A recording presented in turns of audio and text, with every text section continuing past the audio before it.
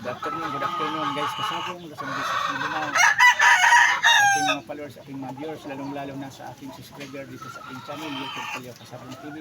Sa tanghali na ito ngayon, nandito naman ako magbigay naman o kunting tips sa inyo tungkol sa kaalaman ko sa pagpalahi ng mga manok na gibibred ko mismo. Ipatulong ko muna sa inyo kasabong ito siya pala ang puti ko nga minamanok ngayon na pinapalahi kaya hindi ko tinanggalang talong. White butcher itong linyada. Ang kinukuhaan ko nito talagang magmamanok lumalaban sa ibit-ibin sa derby mismo. Mismo itong mga ganitong kulay ginagamit niya kaya katunayan ang ama nito champion. Kaya naka-interest akong kumuha o ganitong kulay din. Kaya kahit bata pa nga ito pero pwede namang ipapalahi, pinapalahi ko na.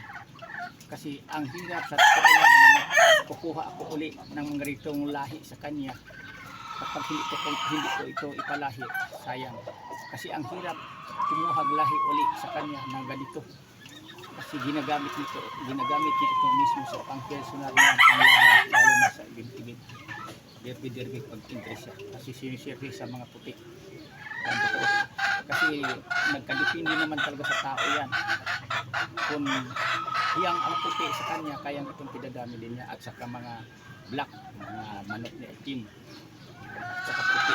Yan ang favorite niyang minamanok, puti at saka itim talaga.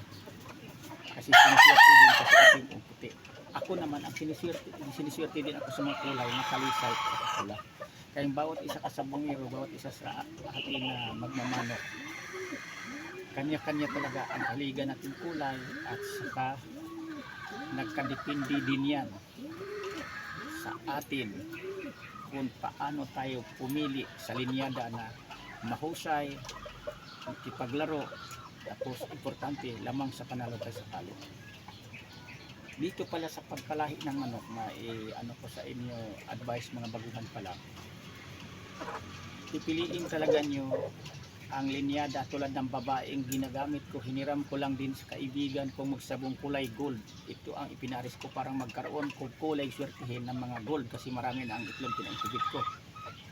Gold yun, pinaris ko ito nga puti para sana kung lalabas man magkaroon sana ng white gold kasi gusto ko rin na magkamanok ako ng kulay na white gold kaya pinagparis ko ang gold na babaeng hiniram ko at saka ito. Yan ang totoo niya. Kaya yan o. Kahit malapad ang palong, hindi ko muna pinanggalan ito. Kasi gagamitin ko muna talaga siya na pangpalahi. Kasi sayang ito. Dahil binigyan lang ko ng pagkataon sa may-ari nito. Na pumili, galing mismo ito sa incubator. Kasi may sarili siyang incubator. Doon ko to pinili mismo. Naswertihan din na lalaki ang nakuha ko. Nagkapik. Yan.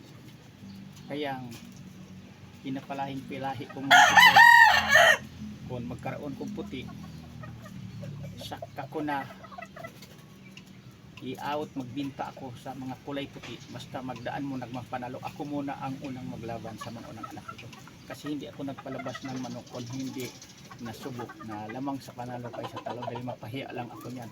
Natural lang naman talaga may talo pero pinaka-importante na kung makabili man sila halimbawa sa anim kung may talo man yung dalawa mananalo ang apat pero di pwede nga masiro yun yung anim na yun halimbawa lang kasi bago ko ibigay magbinta ng manok kailangan sa linyada na yun nilalaban-laban ko na hindi ako nagbinta ng hindi na nagdaang panalo kasi ang mga linyada na yun kasi ibig sabihin ang binibinta ko manok hindi bulok, hindi reject kasi ginagamit ko mismo sa mga kasi alam nyo ang customer natin, ang buyer natin hindi na tayo balikan kapag laging natalo at kinukuha manok nila sa atin.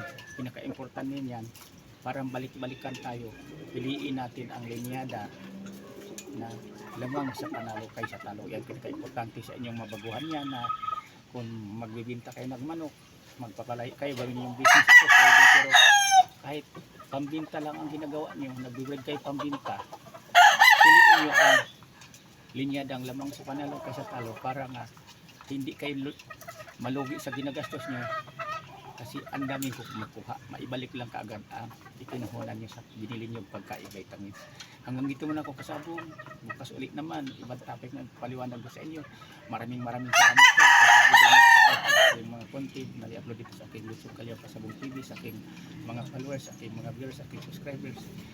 Ulitin ko, thank you talaga sa inyo mga lahat. Bye bye.